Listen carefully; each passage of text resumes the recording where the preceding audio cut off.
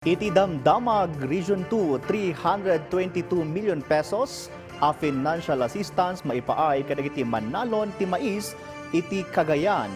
Ken Tour of Luzon 2026 dumalan iti Cagayan Valley panagsagana ti tunggal LGU na ipanamnama.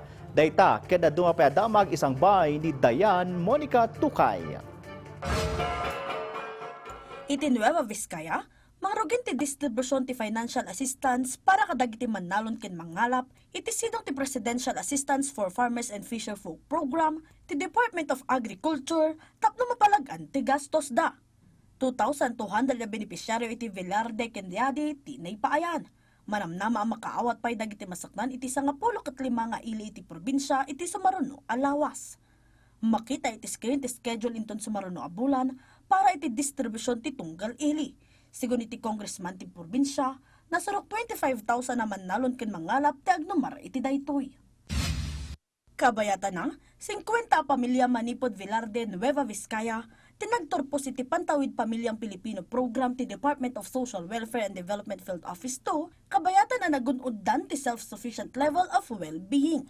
Nagnumarda pa iti kanayunan asag 5,000 pesos kas livelihood assistance, tapno maadaan iti puunan amang sustenir iti pagbiaganda. Ken masiguro ti agtultuloy a panagduras dagitoy. Nabalaagan pay dagiti dadduma a benepisyaryo nga usuran iti umno dagiti tulong a mauawat da, tapno magunod tin mas nasaysaya at a panagbiag ti tunggal pamilyada. Iti Cagayan, isagsaganan ti probinsyal a gobyerno ti 322 million pesos nga emergency cash transfer ana kay latang para iti Manalon ti Mais, ana apektaran iti nakaro at tikag ita a summer season. Makaawat ti mapatapata at 31,000 na Manalon ti sag 10,135 pesos para iti produksyon ti mais iti probinsya.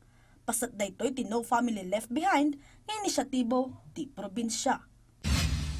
Nakasaganan dagiti lokal a gobyerno iti Region 2 iti isasangbay ti isang agasot a siklista para iti MPTC Tour of Luzon 2026 anang rugi ijay Kalatagan, Batangas nga aglipas iti Baguio City.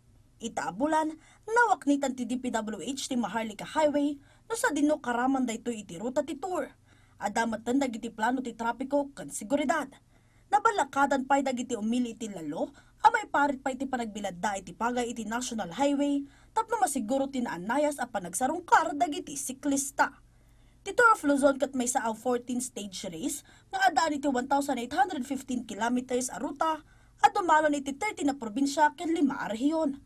Malpas daytoy inton May 13, apasatan dagiti gangganan a siklista manipod South Korea, Malaysia, Hong Kong, Indonesia ken UAE. Dayan Monica Tukay para iti Pambansang TV, iti Baro a Pilipinas.